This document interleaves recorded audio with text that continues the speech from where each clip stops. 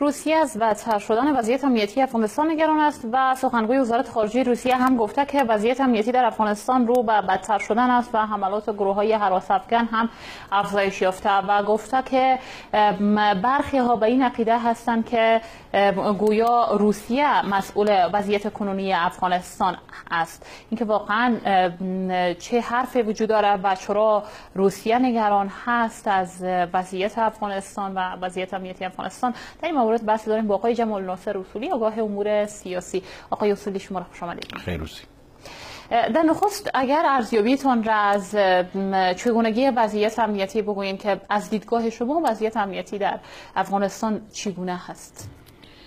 دلو بخون که الله تعالی په نامه د تلویزیون قدرمن لیدونکو ته تاسو ته د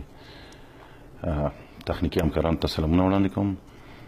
ګورئ د افغانستان وضعیت د هغه ورځې را په دې خوا چې طالبان کله تبعید کړای شول د افغانستان څخه او امریکا مداخله وکړه په افغانستان کې، د هغه ورځې را په دې خوا تر ننه که په رښتیا ډول غوښتل شوي وای چې په افغانستان کې سوله راشي او امن وي، امریکا دغه کار هم کولی شو. په هغه وخت کې دوی کولی شول چې د بن کنفرانس ته هم طالبان راوغواړي او دوی ته هم د ګډون اجازه ورکړي، مګر په هغه وخت کې دا ونه شو. ورو طالبان بیا وهڅېدل، پاکستان تمویل ورکړ، تجهیز یې ورکړ، وسلې ورته ورکړې تر څو چې دوی وکولی شي بیا په پښو ودرېږي. په هماغه ډول وشول. طالبان او ورته نورې ډلې چې د افغانستان د نظام پر وړاندې جنګي، دوی وهڅېدل، راجیګ شول او یا په بل ډول ووایو دوی وهڅول شول د چا لخوا چې په افغانستان کې امنیتي وضعیت ته ګواښ پېښ کړي. دا چې ولې دا ځان ته مسله ده چې دلته امریکا په سیمه کې اوږدې ستراتیژۍ لري او پلانونه لري چې دوی په آینده کې څه غواړي په افغانستان کې، په سیمه کې څه غواړي، نه یوازې دا چې د افغانستان دننه باید جنګ وي، جګړه وي،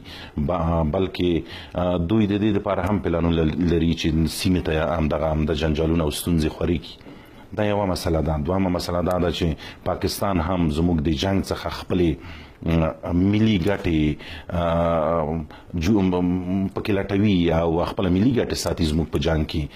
د دې څخه استفاده کوي. لکه څنګه جهاد په وخت کې د افغانستان د وخت د جنګ څخه استفاده وکړه او تاسو ولیدل چې حتی د اټوم خاوند شه د افغانستان په سره د مرستې په بنسټ باندې دوی فکر کوي چې افغانستان سره مرسته کوي، خو برعکس هغه پیسې یا هغه تمویل چې مجاهدینو ته راته هغه به 80% په خپل جیب کې ایښوده او 10% به مجاهدینو ته ورکوم. اوس هم په همغه ډول پاکستان اخته دی چې دوی په څه ډول وکولی شي چې په افغانستان کې ناامني راوړي او دوی خپله ملي ګټې وساتي. تاسو ولیدل چې حامد کرزي څو ورځې مخکې وویل چې پاکستان په وار زموږ څخه وغوښتل چې د ډیورنډ کرښه ومنئ. یوه مسله. او دوهمه مسله، پاکستان غوښتل چې زموږ بهرنی سیاست په خپله ولکه یا په خپل غېږ کې راونغاړي. یعنې دا هغه دوه شرطونه وو چې همیشه ویل کېږي او په دې باندې تاکید کېږي او مکس به کېږي چې پاکستان همدغه دوه شرطونه لري. د هغې نه وروسته دوی کولی شي چې د افغانستان د سولې د پروسې سره صادق پاتې شي او یا هم امریکا اوس نه غواړي چې په افغانستان کې سوله راشي. دا یوه مسله ده چې بهرنیان څومره د افغانستان په جنګ کې لاس لري. دوهمه داخلي مسله ده چې په داخل کې ځینې ډلې او ځینې ډلګۍ چې د افغانستان د سیاست واګې په لاس کې اخیستي دي او په هغه وخت کې د طالبانو سره مستقیم جنګ کې ښکیل وو، هغوی ونه غوښتل چې طالبانو سره د سولې میز ته کینی او یا هم طالبان وهڅوي چې د سولې میز ته راشي. او یا دلته په دې ډول هم ویلی شو ځینې نورې ډلې هم دي چې دوی خپل شتون او خپلې ګټې د افغانستان په جګړه کې وي، نه د افغانستان په سوله کې. یعنې دا داخلي مسایل هم دي چې دوی وایي چې که چیرې طالبان د افغانستان سیاست ته راننوتل او په افغانستان کې آرامي راغله، نو په اوسنۍ شرایطو کې چې دوی 50% واک په لاس کې لري، نو هلته امکانات د دې شته دي چې بیا د طالبانو سره هغه واک نیم کړي او یا هم یا هم په بل ډول وایو چې دوی د دې څخه یریږي چې د واک راڅخه نیمیږي. نو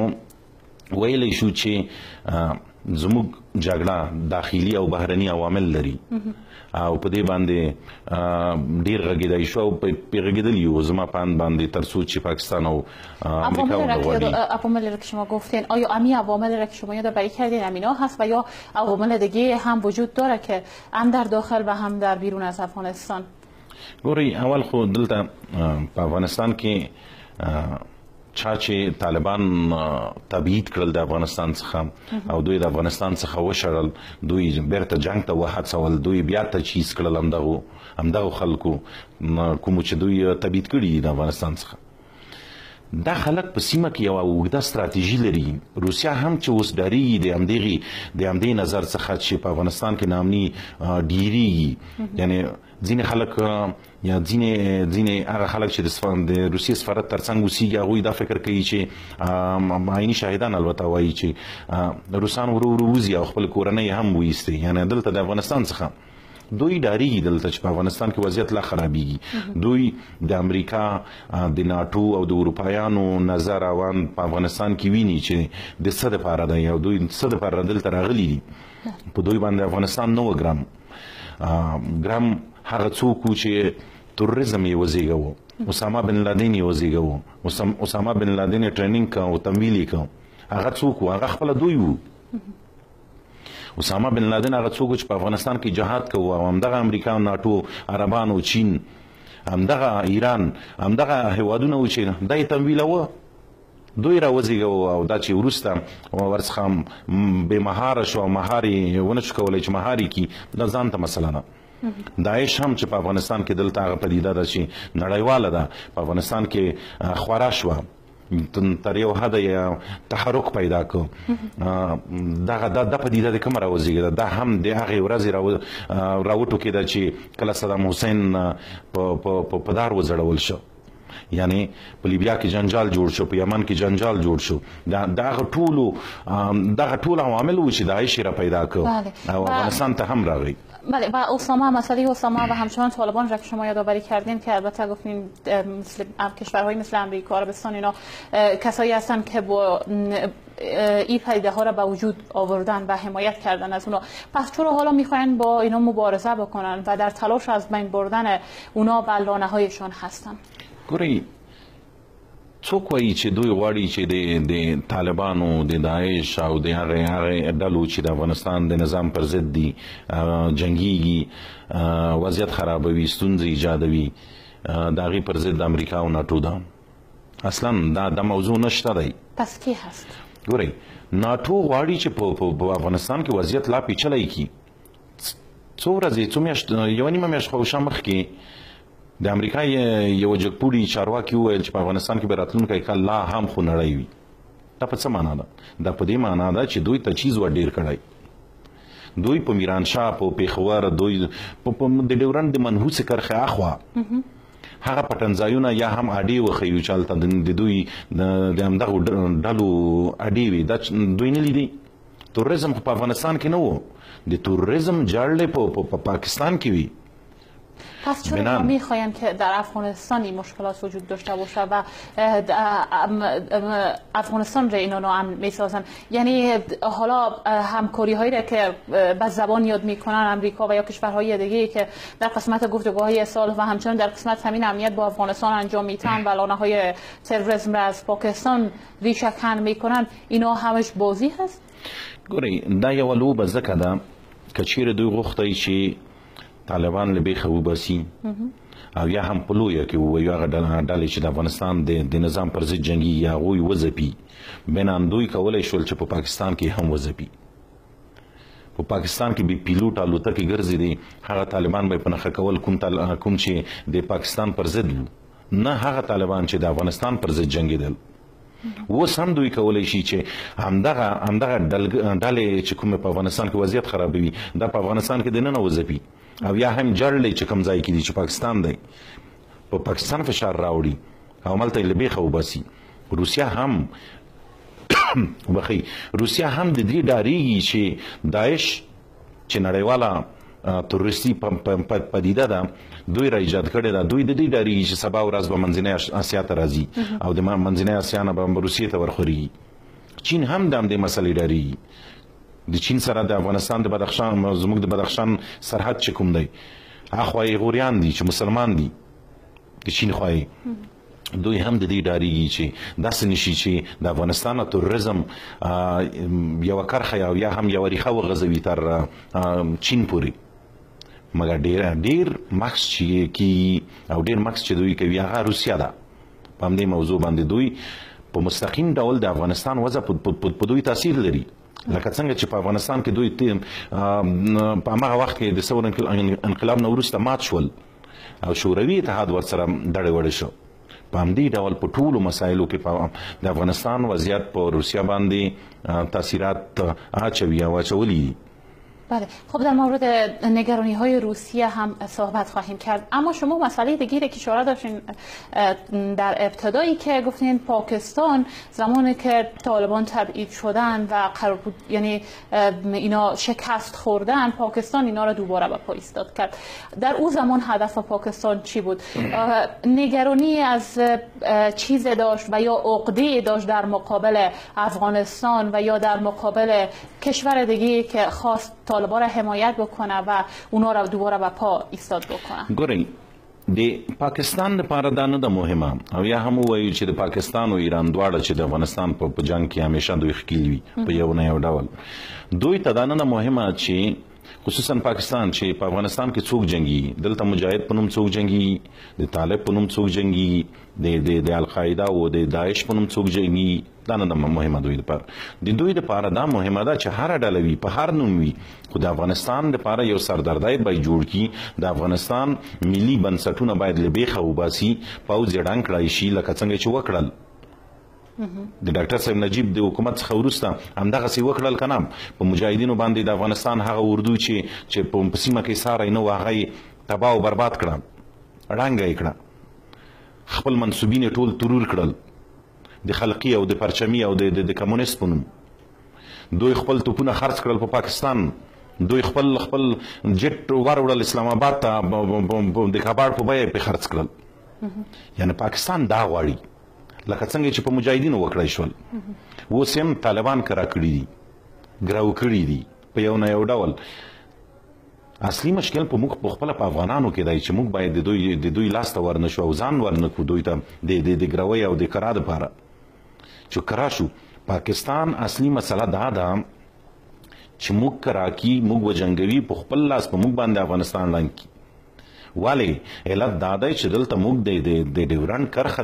د پاکستان سره لرو ډیورنډ کرښه اصلا زموږ مسله د پاکستان سره نه وه دا مسله د وخت امیر عبدالرحمن خان او د ګندمک مسله ټولې شوي دواړه مسلې امیر یعقوب خان او امیر عبدالرحمن خان چې وکړې په هغه وخت کې دا د انګریزانو سره وي چون په هغه وخت کې پاکستان شتون نه درلود په هغه وخت کې برطانوي هند و وروسته چې کله انګریزان د سیمې څخه وځي په هغه وخت کې کله چې پاکستان رامنځته کیږي پاکستان ځان میراثخور په یو نه یو ډول د انګلیس بوري پاکستان هم ډاریږي چې افغانستان په خو ودرېد نو ماته غږ راکوي چې زما خاوره راکه تر اټکه عین تر جلمه ځکه دا د افغانستان میراثي خاوره ده دا زموږ حدود دي په دې کې ټول افغانان اوسېږي د ډیورنډ اخوا تر جلمه پورې ټول افغانان اوسېږي د پامیره تر اټکه پورې ټول افغانان دي په دې خاوره کې بنان دوی نشي کولای چې یو افغان او یو پښتون سره بیل کی اصلي مشکل د پاکستان دلته دی دوی د همدې ډاریږي چې داسې نشي چې سبا راته وایي چې ډیورنډ کرښه موږ نه منو او زموږ خاوره بیرته راکړه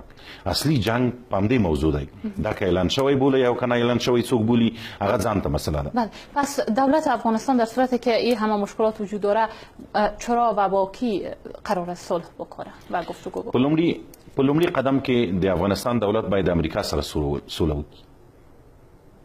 زموږ مشکل د امریکا سره دی په دویم لاس یا په دویم حالت کې بیا د پاکستان سره دی اما امریکا همواره همکار بوده با افغانستان و حالا هم وعده همکاری در قسمت داده خبر هم دغه دی چې امریکا د لیوه سره د شپانه سره پیایي او د لیوه سره ماتوي دلته هم د ملګرتیا غږ کوي او هلته هم برعکس دوی ته تمویل ورکوي او که دا کار نشو کولی نو تاسو فکر کوئ چې امریکا غږ وکړي پاکستان باندې چې ټولې ډلې د پاکستان څخه اخراج کا او تمویل ورته مه ورکوه نو زه په دې باوري یم چې په یوه میاشت کې به ټولې ډلې منحلیږي او یا هم که فعالې وي تجهیز به ورسره نه وي تش په تبر او په خالي ټوپک به دوی د جهاد په نوم افغانستان ته راځي مشکل دلته دی د دوی د ISI د دوی د پاوز مستقیم مشاورین او جنرالان افغانستان ته راځي او د افغانستان د جګړې طرحه او نقشې ورکوي په وار چې موږ خپل افغانانو خپل هیواد لنډ کړی اوس بیا هم اخته یو خپل هیواد خپل لنډوو طالبان افغانان دي په دې سیمه واک چلولی حکومت یې کړی دلته دوی باید راشي او دوی باید د پاکستان د غیږې ځانونه راوباسي لکه څنګه چې شورای نظر راغله د افغانستان ټولې واګې د سولې په خبرو او یا هم ووایو په سیاسي لحاظ ترلاسه کړو دوی د هم راشي د سولې میز ته د کینی ټوپک د کینی سیاست ته د لاس ورکي او همدغه واګې د دوی په لاس کې واخلي سادهتوب جنگ دی سادهتوب سوله نه ده بنان سادهتوب د نه کوي دوی د هم راشي د افغانستان لکه څنګه چې شورای نظر او یا هم ووایو په عموم کې شمالي ټلواله چې په هغه وخت کې د طالبانو سره جنګېدل د دوی رقیب وو هغوی راغلل د افغانستان 50% سیاسي واک یې په لاس کې اخیستی 50% ډاکټر صاحب عبدالله اخیستی او 25% د ډاکټر صاحب اشرف غني خواوشا څوک چې د پخوا د شمالي ټلوالې غړي وو هغوی په واک کې اخیستی بنان طالبان ساده وو میدان یې پرېښودو لاړل جنگ ته ځانونه یې کرا کړل د بل چا په لاس کې ورکړل را دي شي دوی د سولې میز ته د کیني په هغه حالت کې چې اوس روسیا نگرانی لري او هغوی ننګونې کوي د مسایلو لپاره په هغه وخت کې بیا روسیا راځي د افغانستان سره به کومک هم کوي چون هغه وخت بیا نه ډارېږي د افغانستان څخه چې توریزم به اخوازي د سرحده به اوړي بله و اشاره‌ای که به صلح امریکا و پاکستان شما داشتین که البته گفتین خب مسئله امریکا که تقریبا اشاره کردین اما اگر به پاکستان اشاره داشته باشیم چه زمان پاکستان آماده از این خواهد شد که با افغانستان واقعا صلح بکنه و بعد از او قسمی که حالا وعده داده که طالبان را به میز مذاکره خواهند کشاند اونا واقعا این کار را بکنن و باز هم بازی هایی را که در گذشته ها با افغانستان انجام دادن و فریبی را که به حکومتدارای افغان دادن از این بعد ندن ګورئ د سولې خبرې اصلا د اوس هم چې روانې دي دا په یو نه یو ډول د افغان رهبران او یا سیاسیون وایو په ټوله کې په دوی باندې اصلا لوبې وهي یو د شطرنج مورې ورڅخه جوړې کړي دي پاکستان چې په څه ډول یږدي دلته والته د سولې خبرې صادقانه نه دي لکه څنګه چې د افغان حکومت ته په دې 14 کلونو کې پاکستان بازی ورکړه تیری ایستل په دې ډول اوس هم د لوبه روانه ده تر هغې به روانه وي چې موږ قناعت امریکا ته نه وي ورکړی چې یو سوله افغانستان د امریکا او د پاکستان په ګټه دی مګر پاکستان دا در سره نه مني امریکا دا در سره نه مني چې امریکا باندې پاکستان ډیر ګران نسبت افغانستان ته د دوی ستراتیژیک او دایمي ملګری دی په سیمه کې کوم اهداف چې د پاکستان په لاس باندې پلي کولی شي د افغانستان په لاس نشي کولی بنان موږ ویلی شو چې پاکستان په افغانستان کې د سولې پروسې سره صادق نه دی او نه به وي تر څو چې امریکا ته قناعت نه وي ورکړل شوی چې په پاکستان فشار راوړي دا د موضوع یوه مسله ده دوهمه دا ده چې موږ تاسو پرې وغږېدو او ماکس هم پرې وکړو د ډیورنډ موضوع ده تر څو چې پاکستان سره همدغه موضوع حل نه وي دوی د افغانستان سره صادقانه همکاري نه کوي او دوی به لکه څنګه چې تاریخ په اوږدو کې دوی د افغانستان د ورانولو دپاره لارې کتلي دي همدغسې به کوي دوی د بیا دپاره هم تاسو ولیدل د ثور انقلاب په 1953 کال کې راغی د 1953 کال کې د داود خان وخت و په هغه وخت کې ځینې جهادي رهبران چې اوس جهادي رهبران ورته ویل کېږي لوی رهبران دي دوی لاړل پاکستان ټریننګ کړل او راغلل د افغانستان سره په هغه وخت کې د افغانستان حکومت سره جهاد اعلان کړ هلته نه کمونیزم و هلته نه روسای و هلته بیخي د شنې سترګو والا په افغانستان کې نه و د سره ویښتانو والا بنان علت څه و علت دا و چې د پخوانه پاکستان هم دا غوښتل چې یو څوک را پیدا کړي د افغانانو نه په ګراو کې واخلي ویروزي او د افغانستان پر ضد باندې استعمال کړي یعنی د ظاهر شاه په وخت کې که موږ تاسو راشو د ظاهر شاه په وخت کې یو ډول ټلیفونونه وو چې لاینونه یې غځېدلي ولایاتو ته د ګردیز څخه تر خوست ته یو لاین د ټلیفون غځېدلی و دوی همدغه افغانان راولېږل او ورته وویل چې 1 متر همدغه سیم لاین کوم چې د ټلیفون تر خوست ته غځېدلی په هغه وخت کې په لوړ قیمت ورته ویلي چې دا موږ در څخه اخلو هغه راوړئ راته دوی لاړل لاین یې پرې کړه په اوښانو یې بار کړه پاکستان د میرانشاه ته یې ور وړه او پرې خرڅ یې کړه د دوی دپاره لاین مهم نه و د دوی دپاره دا مهمه وه چې ستونزه جوړه کړي د افغانستان دولت ته او په چا یې جوړه کړي په موږ یې جوړه کړي په افغانانو یې جوړه کړي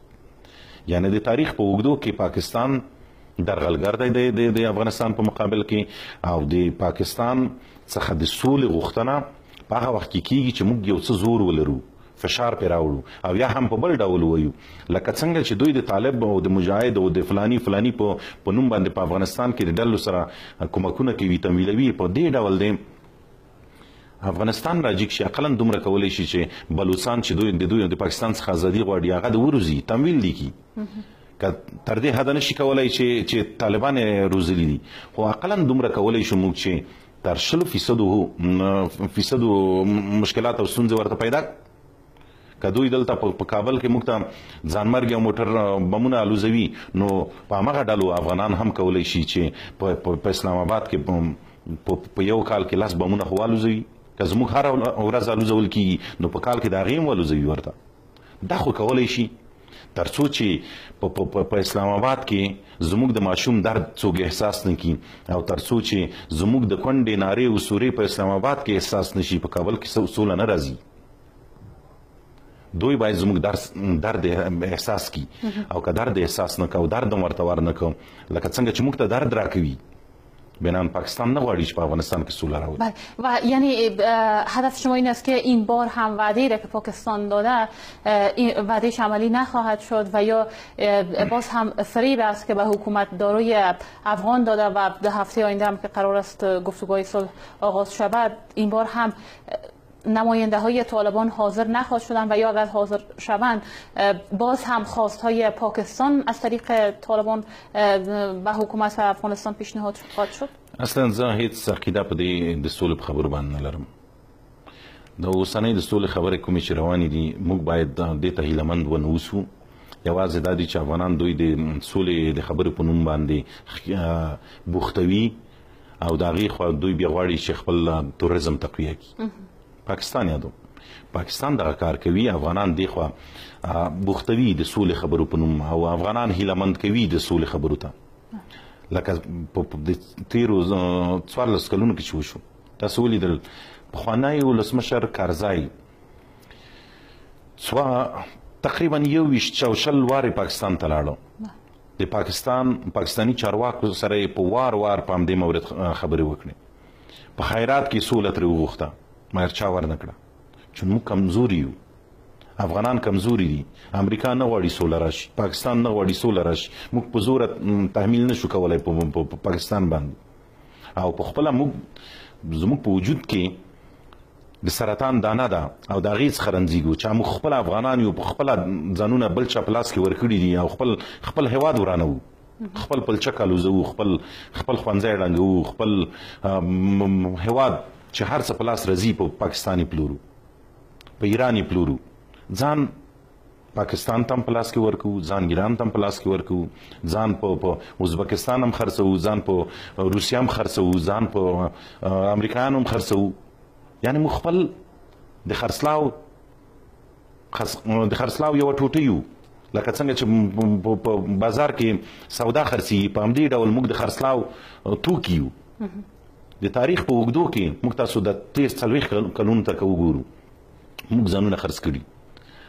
یو جګي په روس باندې ځان خرڅوي روس راولي دلته بل جګي ځان په امریکا باندې په عرب باندې په چین باندې په پاکستان باندې ځان خرڅوي بل جګي په ایران باندې ځان خرڅوي بل جګي په مذهبي لحاظ بل هیواد ته ورځي بل جګي په قومي لحاظ بل هیواد ته ورځي یعنې دلته په افغانستان کې موږ ملي احساس نه لرو ملي احساس هم ورک شوی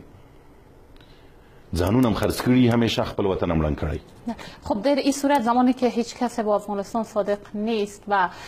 کشورهایی هم که افغانستان امیدوار بود به این که همکاری بکنن در قسمت تامین امنیت و صلح در افغانستان بود، اینا هم با افغانستان صادقانه عمل نمیکنن، پس دست به سوی کی حالا دراز بکنه افغانستان و از کی کمک بخواه؟ در صورتی که شما گفتین خود افغانستان هم توانایی و تنهایی توانایی نداره. ګورئ زموږ سیاسیون باید په یو شي ماکس وکړي د سولې شوراګانې په نوم د سولې شوراګان چې دي دا لغوه کړي،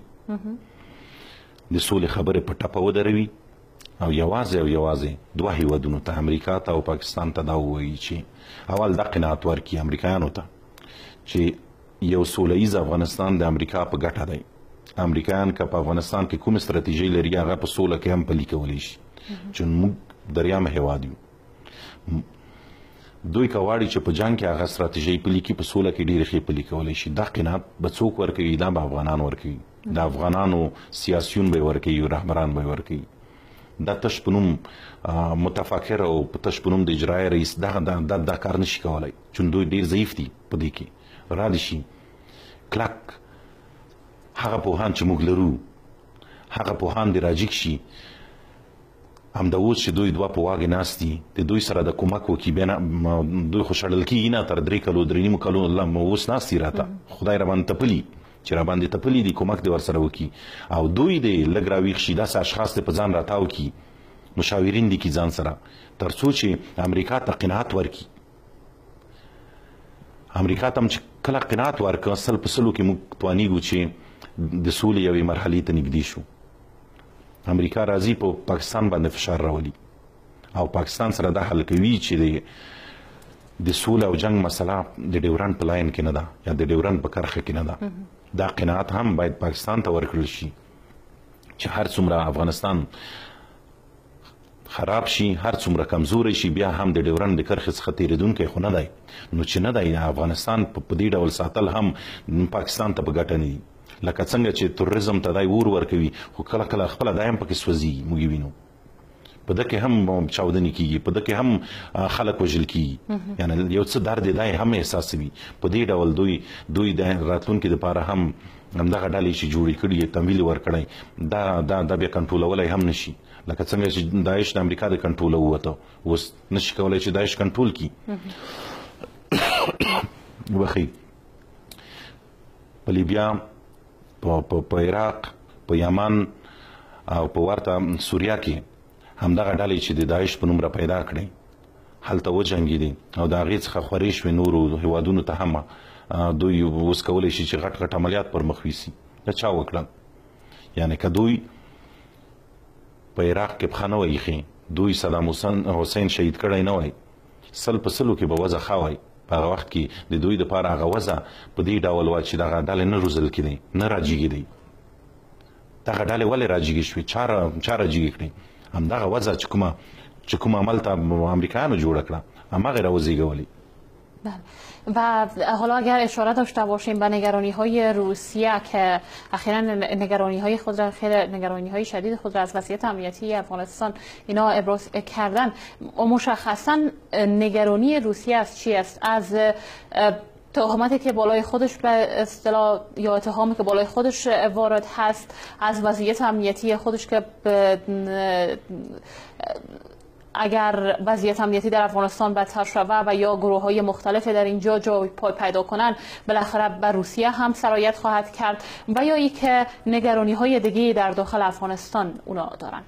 روسیه فکر کوي لکه څنګه چې د جنوب او د جنوب شرق څخه جګړه وخوځېده د افغانستان شمال ته دا هم د دوی په اند باندې چې دا یو جوړ شوی پلان و تر څو چې جګړه د جنوب او جنوب شرق څخه راوړل شي شمال ته. کله چې په کندوز کې مشکلات ایجاد شول کندوز سقوط وکړ دغه ورځ را په دې خوا روسان یو څه راویښ شول د افغانستان وضع د خپل دوربین لاندې راوسته. دوی څیړي چې اصلا د مشکلات دلته څنګه ایجادېږي. هلته داعش سر راجي که په ننګرهار د یو مرکزیت په ډول ځان ته وټاکو. روسیه په دې پوهېږي چې امکانات د دې شته چې همدغه داعش سبا راشي همدغو سیمو ته چې اوس طالبان دي په شمال کې او جنګېږي هلته په بدخشان کې ستونزې جوړولی شي چې تاجکستان سره سرحد لري په کندوز کې جوړول شي همدغه د منځنۍ اسیا هیوادونه چې کوم دي د دې څخه ډاریږي دوی چې سبا داسې نشي چې همدغه ډلې چې کومې د افغانستان په نظام باندې تحرک کوي یرغلونه کوي او پر ضد فعالیت کوي همدغه ډلې د روسیې لپاره هم سردردي جوړولی شي. علت یې څه دی؟ علت دا دی چې که طالبان ونه غواړي چې دا کار وکړي مګر داعش بیا دا کار کوي. داعش نړیواله پدیده ده. د طالبانو پروژه یا هم وایي د طالبانو تحریک یو ملي تحریک و. ملي په دې معنی چې افغاني تحریک و مګر داعش افغاني تحریک نه دی، هغه نړیوال تحریک دی. د هغوی دپاره دا مهمه نه ده چې کوم هیواد ته دوی ځي. دوی اصلا د افغانستان نوم نه پیژني، دوی اصلا د پاکستان دلته په سیمه کې نه پیژني، دلته ایران دوی په نقشه کې نه پیژني. دوی د لوی خراسان په نوم همدغه سیمې چې پخوا وي په دې ډول د ځان لپاره په دې سیمه کې خلیفه ټاکي یا قماندان ټاکي او یا هم د جنګ رهبري کوونکی ټاکي. د دوی لپاره د افغانستان جغرافیا نه ده مهمه، د سیمې د هیوادونو جغرافیا نه ده مهمه. په عربي هیوادونو کې هم دغسې وکړل. دوی د اسلامي دولت د سیوري لاندې فعالیت کوي او د دوی فعالیت پراخ دی. د پراخ فعالیت لپاره همدومره پیسې لګي چې پراخ پیسې وي، ډېرې پیسې وي. دا پیسې داعش که څوک وایي چې د تیلو څخه په لاس راوړي تر یو حده به دا هم درسته وي، سمه به وي، مګر تر ډېره حده د نورو ځایو څخه راځي ورته. بله و نگرانی هایی را که حالا روسیه داره در این صورت میتونه که همکار خوب برای افغانستان باشه و افغانستان میتونه حالا بالای روسیه اعتماد بکنه و در این قسمت از روسیه کمک بخواید، قسمی که خود مقام های روسیه هم گفتن که آماده همکاری با افغانستان هستند. سل په سلو کې کچېرې روسیه په صادقانه ډول وغواړي چې په افغانستان کې د حکومت سره یا د افغانانو سره دوی کومک وکړي، مرسته وکړي، تجهیز ورکړي، خصوصا په نظامی برخه کې دوی ډیر موثر تمامېدای شي او دوی به صادق هم پاتې شي. یوه موضوع دلته شته دی چې دلته یو ډول رقابت دی د روسیې او د امریکا. په دې رقابت څخه که دوی یو تیر شول او د دې سره خط څخه یې که پښه واړوله نو دوی د افغانستان سره په ښه شان کومک کولی شي. او اصلا کومک هر هیواد چې د بل هیواد سره کومک کوي دا د یو هدف دپاره کوي. د دوی هدف دا دی چې دوی ته تروریزم ورنشي. د امریکا هدف دا و چې د افغانستان سره کومک کوي چې دلته د دوی خپل ملي ګټې نغښتې وي په افغانستان کې. سیمه ته راغلل او د سیمه دپاره یوه غټه ستراتیژي لري دی چې پلانونه لري چې څنګه پر مخ لاړ شي. دوی په دوی باندې افغانان نه دي ګران، نه په روسیه باندې موږ ګران یو او نه په هند باندې موږ ګران یو. پاکستان خو ځان ته مسله ده، ټول خپل ملي ګټې وګوري. دلته هند والے د افغانستان سره نسبتا ملګری دی. علت دا دی چې هند پاکستان سره وران دی او پاکستان بیا د افغانستان سره وران دی. پس دولت افغانستان به خاطر منافع ملی خود کدام راه را باید انتخاب بکنه؟ دوی باید ګټه ترلاسه کړي، د هر هیواد څخه چې اوس د وخت نه استفاده وکړي، د هند نه هم ګټه ترلاسه کړي، د روسیې څخه هم ګټه ترلاسه کړي، چین سره هم خبرې وکړي او د چین نه هم ګټه ترلاسه کړي. یعنی هر هیواد چې غواړي د افغانستان سره په یو نه یو ډول کومک وکړی شي د هغې څخه خپله ګټه واخلي. او موږ بله لار نه لرو، موږ نه تولید لرو په افغانستان کې، نه صنعت لرو په افغانستان کې. دا هغه څه دي چې د بهرنیو څخه یې ترلاسه کولی شو. ګوره روسان افغانستان ته راغلي وو، اقلا دومره ابتدایي بنسټیز کارونه یې وکړل موږ ته، مګر امریکایانو تر اوسه هیڅ کار نه دی کړی. که روسان راغلي وو دلته موږ ته د برق بندونه جوړ کړل، خو تر اوسه امریکایانو افغانستان ته هیڅ ونه کړل. دوی یو برمصرفه پروژې په کار واچولې او افغانان یې همدغسې هوایي په یو نه یو ډول په همغه حالت کې پرېښودل او دغه یو برمصرفه پروژې د افغانستان دپاره په ګټه نه لوي. بنان افغانان باید بنسټیزه ګټه واخلي د ټولو هیوادونو څخه، د امریکا څخه او چې یادم کړل د ټولو هیوادونو څخه. بدون د دې څخه موږ نه پر مخ تللی شو او نه بیا شی لرو دلته چې په خپله استفاده ترې وکړو. شته دي معدنونه، شته دي، مګر موږ نشو کولی چې هغه راوباسو. بیا هم همدې هیوادونو ته موږ محتاج یو او باید دوی راشي موږ ته همدغه کانونه راوباسي، افغانستان په پښو ودروي. بله و با عنوان آخرین پرسش هم نهایی ترین راهی را که میتونه دولت افغانستان از او به او راه بره و استفاده بکنه به خاطر تامین امنیت واقعی در افغانستان و جلب توجه همکاری های کشورهای منطقه و همچنان جهان به خاطر مردم و منافع ملی خود چی میتونه باشه؟ ګورئ په لومړي قدم کې افغانستان باید روسیې ته دا قناعت ورکړي چې که چیرې په افغانستان کې تروریزم اوج ته ورسېده نو روسیې ته خطر دی. په هغه صورت کې کیدای شي چې روسیه د افغانستان سره کومک وکړي. په همدې ډول باید په یو نه یو ډول چین ته قناعت ورکړل شي چې چین په افغانستان کې خپل ګټې وویني. یعنی دا په دې معنا چې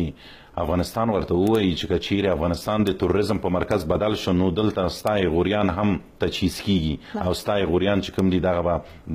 سبا ته تاته سردردی جوړوي. نو چین کې کولی شي چې د افغانستان سره یو څه کومک وکړي. په همدې ډول هند، په همدې ډول امریکا، ټول هیوادونه د چا سره چې موږ په یو نه یو ډول اړیکې لرو او د دوی ګټې په افغانستان کې خوندي دي په یو سوله ییز افغانستان کې دوی بیا دې ته تشویقیږي چې افغانستان سره کومک وکړي. سپاسگزار هستم از شما آقای جمال ناصر اصولی، آگاه امور سیاسی دیگر بحث